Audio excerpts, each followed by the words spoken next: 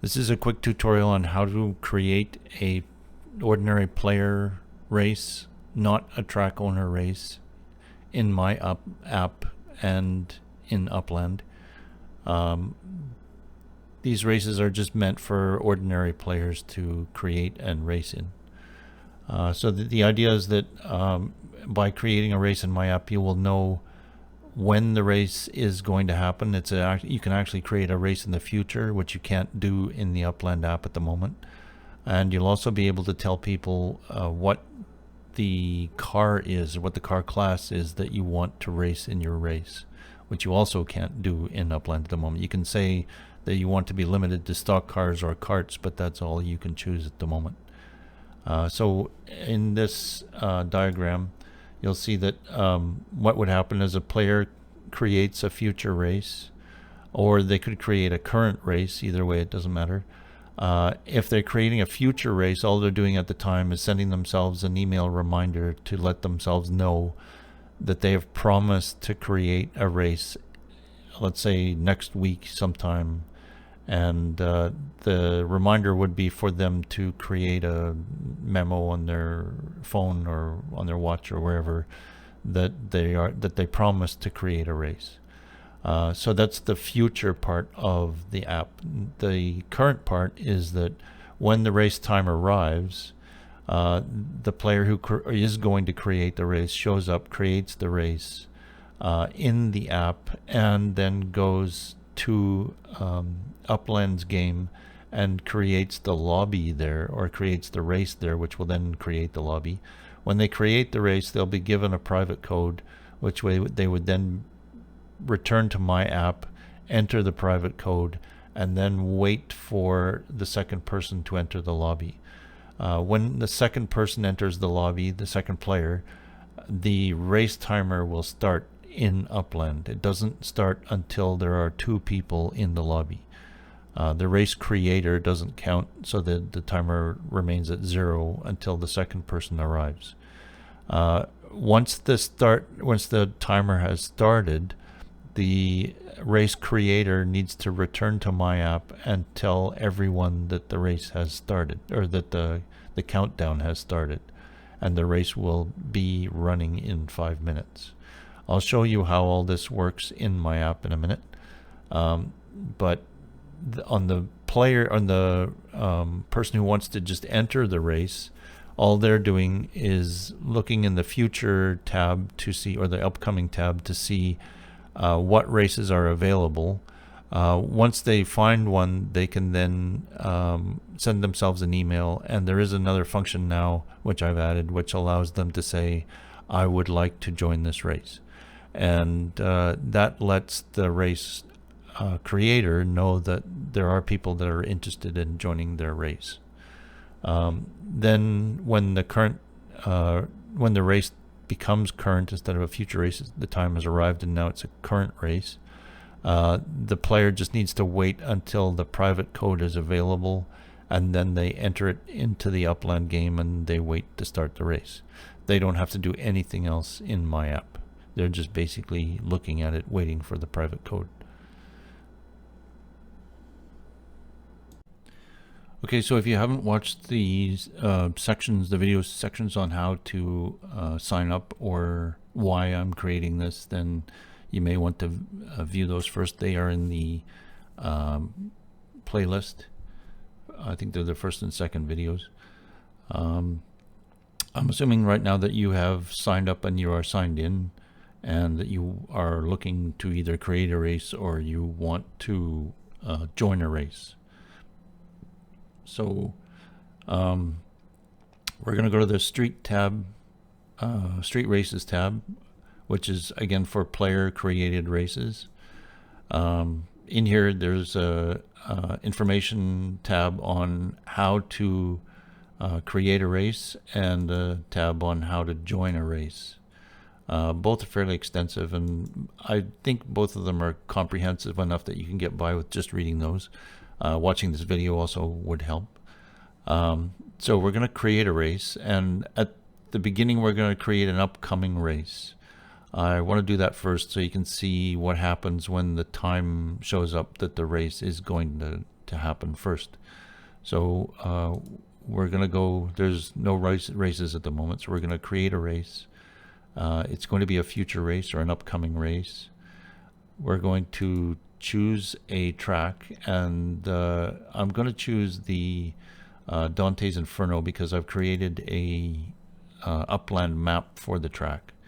When you see the tracks normally, and I'll show you this in a bit, but the track isn't very defined by the thumbnail. The vehicle we're going to choose is a Series 4 because I have one of those. Just going to use 500 or 5,000 UPX as the entry fee.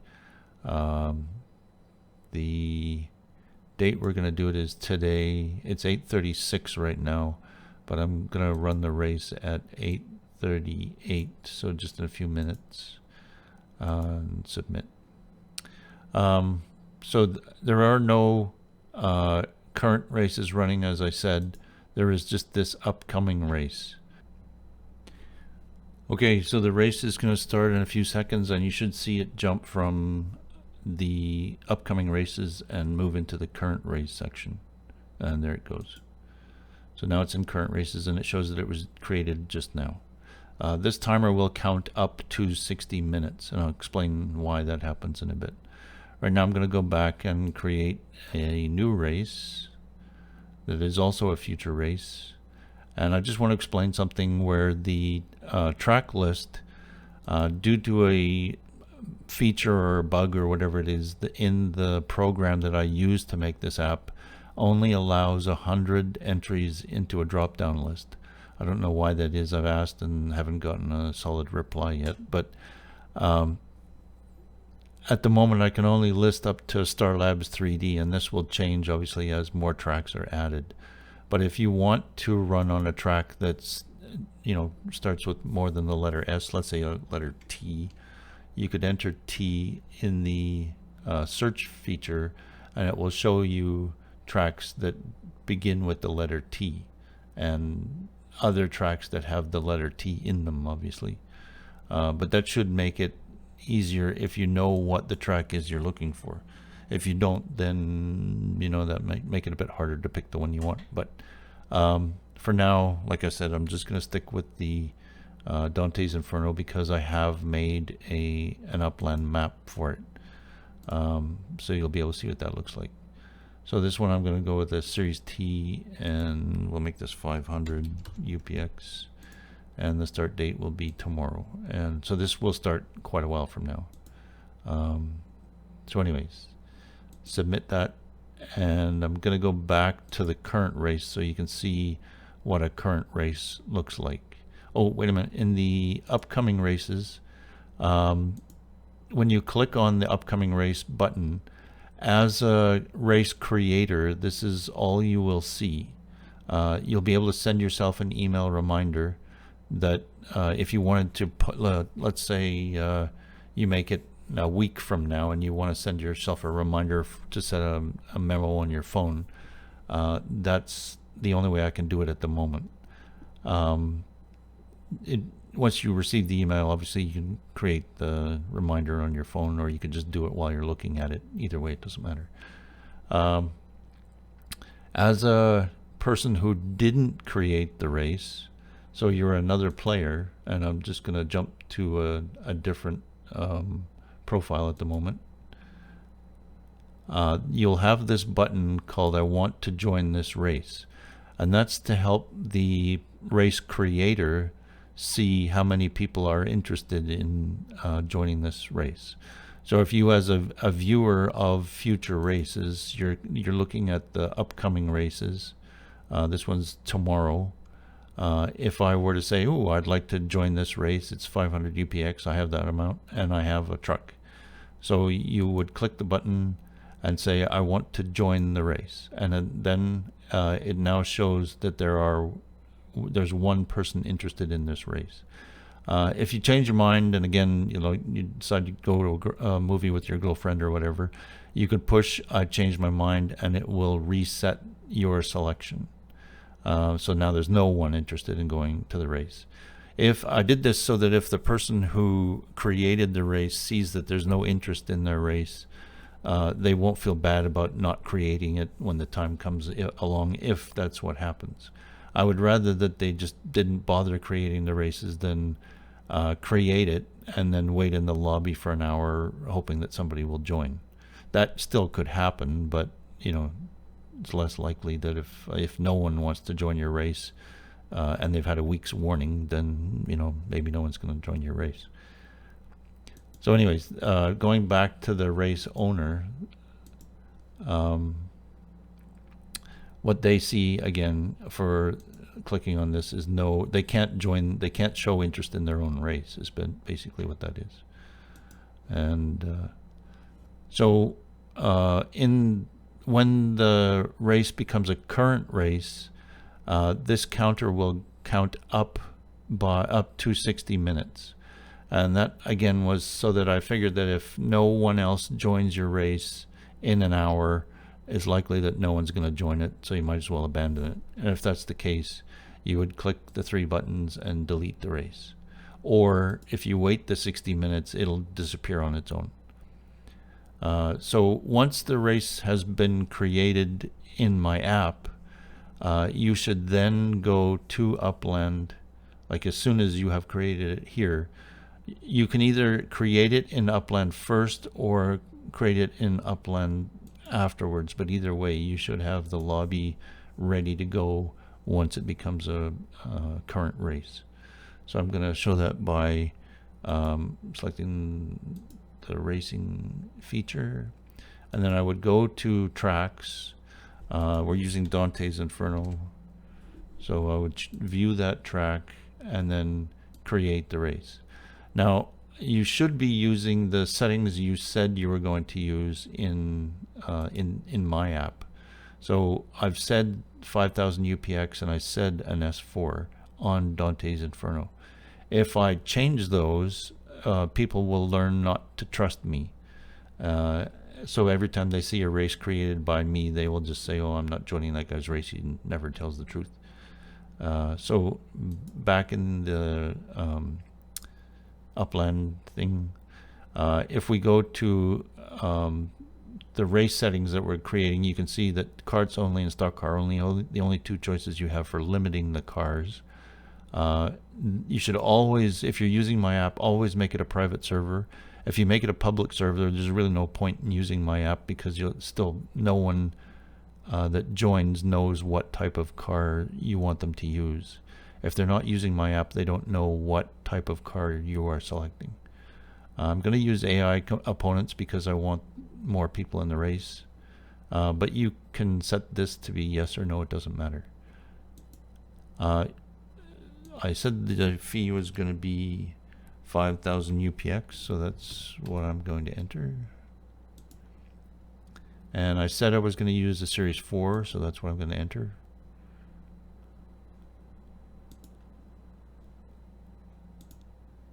And the block explorer doesn't matter. And this is where the private code comes into play. You can either copy it here, or you can copy it on the next screen once the lobby has been created. It's also here. And I think most of the time it's 8 characters. 1, 2, 3, 4, 5, 6, 7, 8. Yeah, I think it's always 8 characters. And I think it's always letters, but I could be wrong. So going back to my app, once I have created the lobby, I can then enter the private code. And when I enter the private code, when I push submit, the timer will reset. So you now have a full 60 minutes again. So you could actually get it to almost 2 hours before the race starts. You could give yourself 2 hours for somebody to join the race. Once you have entered the code, it also shows up here. So basically somebody could get all the information they need right here, or they could click through and copy the private code by clicking this button, or just copy it by reading it, or however they want to do it. If they copy it, it just goes into the memory. So going back to the other page, like I said, the race was created 1 minute ago. This will count up. When someone else joins your race in Upland, they will appear as a second entrant, and that's when the countdown or timer starts. It counts down for 5 minutes. So you only have 5 minutes before the race starts. If 6 people or 5 other people join right away, let's say within the first minute, you could start the race right away. If you do that, it really wouldn't matter in my app if the countdown timer continues to count or not, because no one else will be able to join the race. They'll get to Upland and find that, oh, I can only view the race. This one's already started. But it would be polite if you went to this. So the idea is that when the second person joins the lobby in Upland, number 2 shows up here. That's when the counter starts, and that's when you should go back into my app and press the start race button. That way it'll say that you have 5 minutes to enter the lobby. So the other 4 players to join to make it 6 have 5 minutes to join. Like I said, if everybody joins within the first minute, you could come in here and delete the race because it's now full. Or you could just let it go, and in 5 minutes this will disappear. And so that's pretty much everything you need to know. And one thing you can look at is the if you click in here, the track map will show up if I finished it in Upland. So from the thumbnail, it's hard to see what the track is actually on the map. You can't see any properties obviously in the thumbnail.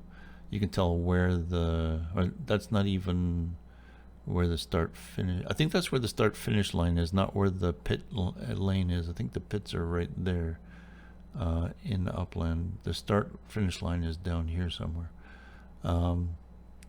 But you can obviously see that this is a wider version of the map than it really is in real life. With this, you can see that there are no properties available for sale, or sorry, for minting in the entire track. I tried putting the houses on it, but they're too small, so it was kind of a waste. So these are properties at the time that I created the map. These are not live, so you should be able to see that there are very few for sale. I'm imagining that you could, message people and say, do you want to sell your property on the track? But in this case, it's pretty much not for sale. But anyways, that'll show you roughly where the track is. And that's pretty much it. There's not much else to tell. As I've said before, the reason for this is so that people can create races in the future, and that they can be guaranteed that they know what type of vehicle is expected of them when they join the race. Those are my 2 key initiatives for this app. Thanks for watching.